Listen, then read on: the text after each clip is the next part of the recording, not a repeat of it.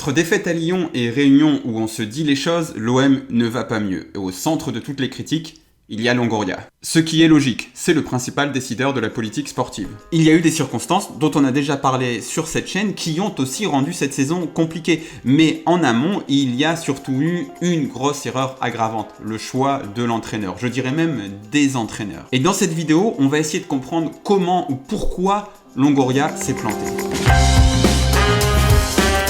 Quel est mon gros problème avec le football que l'on voit sous Gattuso? Sa neutralité. Le manque de lisibilité tactique aussi, mais surtout le fait que la majorité des rencontres aboutissent à des parties de 90 minutes où tu ne domines pas vraiment, mais tu n'es pas vraiment dominé comme Gattuso lui-même l'a encore dit récemment, mais au final, ça se résume à de l'ennui. De l'ennui, et celui qui parvient à mettre son occasion sur les 2 ou 3 qu'il va se procurer remporte la tabale. C'est ça le football sous Gattuso. Cette approche hautement spéculative, c'est parier sur le fait que la pièce retombe du bon côté en limitant les essais. Je pense que ce calcul est mauvais. Limiter les essais pour ne pas prendre de risques et espérer que la pièce retombe du bon côté. C'est mauvais et c'est risqué, beaucoup plus risqué en réalité que ce que l'on appelle communément dans le football, justement prendre des risques. La composante majeure de l'équation pour l'entraîneur, hormis sa philosophie de jeu, ça doit être les joueurs. L'OM est censé, je dis bien censé car je vous vois déjà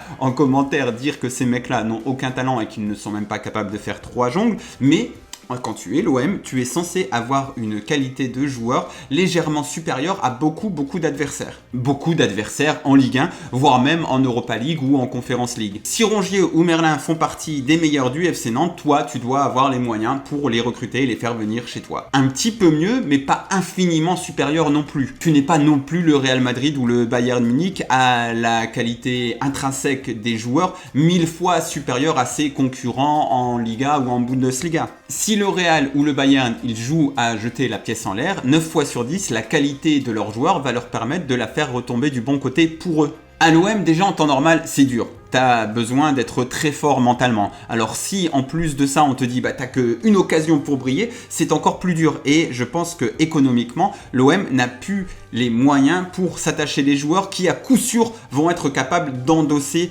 cette responsabilité. Tu peux avoir un Alexis Sanchez une fois de temps en temps, mais sinon tu as un Pierre-Emerick Aubameyang plutôt en fin de route ou des joueurs qui sont bons, qui sont meilleurs que les joueurs du FC Nantes, mais pas infiniment supérieurs. Donc ils peuvent aussi craquer sous le coup de la pression.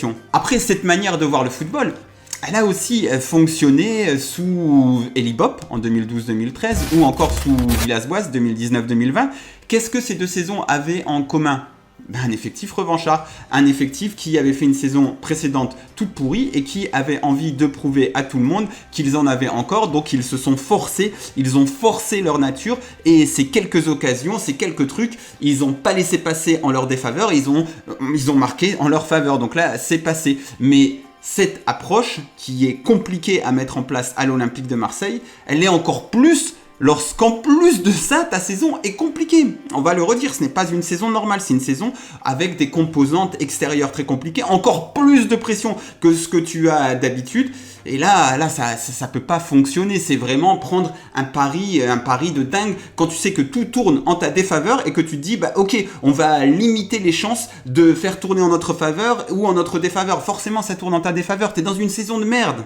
Tes joueurs ne sont pas en confiance, il y a eu plein de turnover en plus de ça. Encore si tu avais un effectif qui était construit, qui ne bougeait pas, peut-être que les mecs, ils auraient eu des automatismes. Encore un point commun, lors des saisons Elie Bopp ou Villas-Boas, les mecs se connaissaient, jouaient déjà ensemble depuis plusieurs saisons, donc ils avaient des automatismes. Donc ok, on va avoir très peu d'occasions, mais on sait comment l'autre fonctionne, ça peut aider aussi à gagner des matchs si tu as une approche minimaliste. Mais là, les mecs, il y a beaucoup de turnover, ils ne sont pas en confiance et on leur donne cette approche du football. Non, c'est trop dur, c'est une erreur de calcul d'avoir voulu faire ça. Mais cette configuration, moins spectaculaire, plus contrôlée, elle était souhaitée, je pense, par Longoria. C'est ma lecture de ses sorties médiatiques, en partie au moins. Il voulait que ce soit plus contrôlé. Voilà par exemple ce qu'il m'avait répondu en décembre lorsque je l'avais interrogé sur les gros changements de style de jeu à l'OM. Après, avec un système que c'est tellement difficile à gérer pendant les longs termes, c'est-à-dire la vérité, parce que pour jouer ce type de football, avec Igor, avec Gasperini, avec des autres entraîneurs comme Juric par exemple. Ça dépense beaucoup d'énergie aux joueurs et c'est quelque chose que c'est très difficile de tenir avec la continuité. Même sans bouler, attention, parce qu'on était très contents du travail d'Igor Tudor. Et on pensait que pour la propre typologie du championnat français, qu'on le voit maintenant dans le déroulement du championnat, on avait besoin de plus d'organisation collective pour chercher de limiter les actions de contre-attaque qu'on subit. Ça, c'est un des motifs fondamentaux, spécialement parce que si on se rappelle la saison dernière, spécialement dans beaucoup de matchs au Vélodrome, on était une équipe qui souffrait beaucoup dans le moment que notre première ligne de pression s'était supérée. Ça rappelle tout le monde, je crois qu'ici dans la salle, qu'on a vécu beaucoup de matchs à l'OM, combien d'actions la saison dernière on a subi en contre-attaque. À niveau des dirigeants, on voulait changer un peu tout ça et donner un peu plus d'organisation collective pour chercher d'arriver à notre objectif. Ou encore, voilà ce qu'il dit à SoFoot cette semaine. Mon analyse, c'était qu'en maintenant la rigueur, la culture du travail et le rythme physique introduit par Igor Tudor, mais en y ajoutant un peu d'ordre, parce que l'année dernière, on a perdu beaucoup de points au Vélodrome sur des contre-attaques adverses, on pouvait avoir de meilleurs résultats. Là voilà l'équation de Longoria. Plus d'ordre est égal de meilleurs résultats. Plus d'ordre, ça veut dire moins de déséquilibre en attaque, en défense, et donc moins de chances de faire basculer le match d'un côté ou de l'autre. Et donc quand tu as ces toutes petites chances, il faut que ça tourne en ta faveur. Mais là, malheureusement, saison de merde, en plus avec un effectif chamboulé. En fait, si on fait attention, on commence à avoir un peu les aspects du choix Marcelino, pourquoi il a choisi ce mec-là et pourquoi après il va choisir Gattuso pour cette idée d'ordre et de contrôle qui, moi, ne me plaît pas beaucoup. Même si on va rajouter deux composantes aussi, je pense que tu vas prendre Marcelino parce que tu te dis, on me reproche que mes coachs ne restent qu'un an. Normalement, Marcelino, c'est un ami, il peut rester un peu plus longtemps, je peux travailler avec lui sur la durée. Et l'Italien Gattuso, forcément, il y avait aussi cette situation d'urgence à aller chercher un mec qui était encore dispo sur le marché. Bon, voilà. Il y a aussi, et ça a été confirmé par RMC dans les ligues de la réunion joueurs-dirigeants, les difficultés, les plaintes des joueurs à suivre le rythme physique de Tudor, bien sûr. Ça, plus les fameux contres que tu t'es mangé, ça a infusé dans l'esprit de Longoria, je pense, en fin de saison dernière, lorsqu'il réfléchissait à quel entraîneur il allait avoir pour la saison 2023-2024.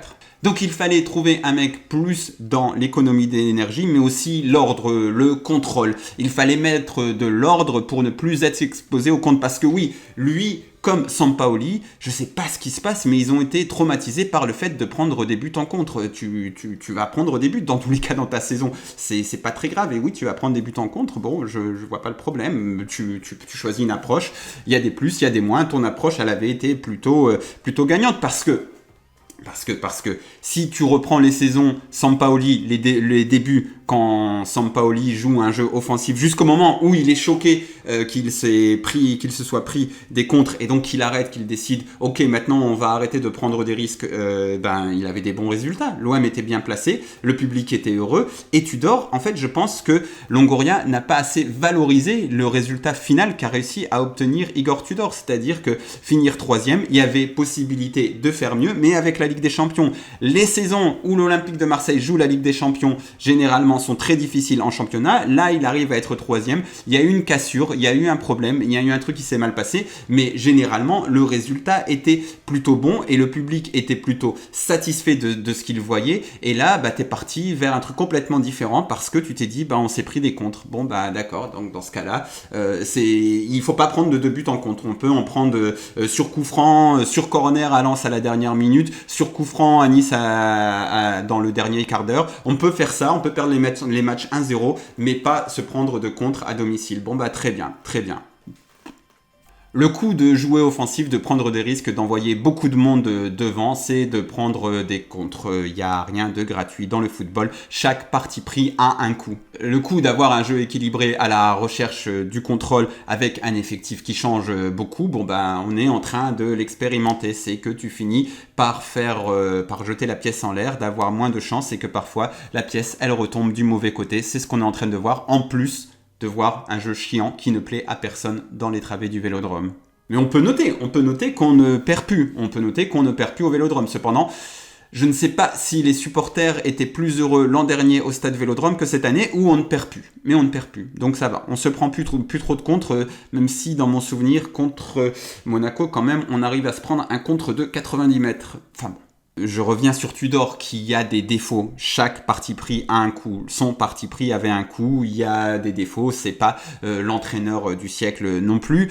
Mais il avait fait mieux au nombre de points que la saison précédente et il va faire mieux que la saison d'après. C'était pas trop mal. Et tu avais eu en plus de ça des bons moments. Enfin des victoires en Ligue des Champions, l'élimination de Paris, mais reste Annecy. Annecy qui est incompréhensible. Et là, je pense que ça ne tient pas à l'approche de jeu. Je pense que ne pas battre Annecy, ça tient aux détails, à la mentalité, à toutes ces choses-là dont Longoria ne cesse de nous parler et qui sont vraies aussi. Il y a un problème d'exigence à l'Olympique de Marseille. Mais sur l'approche générale, cette volonté de se sécuriser avec un truc dans le contrôle, c'est pour moi une grosse erreur de calcul. Et je le répète, pour moi, c'est encore plus risqué qu'une approche où tu t'exposes un petit peu, où tu vas avoir plus de chances de marquer, plus de chances de faire plaisir à tes tribunes. Parce que oui, il y a ça aussi. Il y a le fait que cette approche-là, elle ne plaît pas aux tribunes. Et c'est encore s'il y a des résultats, ça va. Mais là, les tribunes ne sont pas heureuses de ce qu'ils voient sur le terrain. On se souvient par exemple du match face à Toulouse. C'était un enfer. Du match, c'était avec Marcelino à Toulouse au Vélodrome. Après on a eu avec Gattuso par exemple Strasbourg, c'était un enfer, c'était désastreux. Ou contre Lille au Vélodrome, c'était très mauvais, les tribunes étaient vraiment mécontentes. Donc voilà, tu as choisi une approche, tu as fait un calcul en choisissant une approche qui ne convient pas aux moyens économiques de ton club parce que tu n'as pas les joueurs, tu n'as pas l'argent pour acheter les joueurs pour être sûr que ton approche elle fonctionne. Et en plus de ça, ça ne convient pas non plus à ton public qui aime s'enflammer. Donc une erreur de calcul sur tous les tableaux.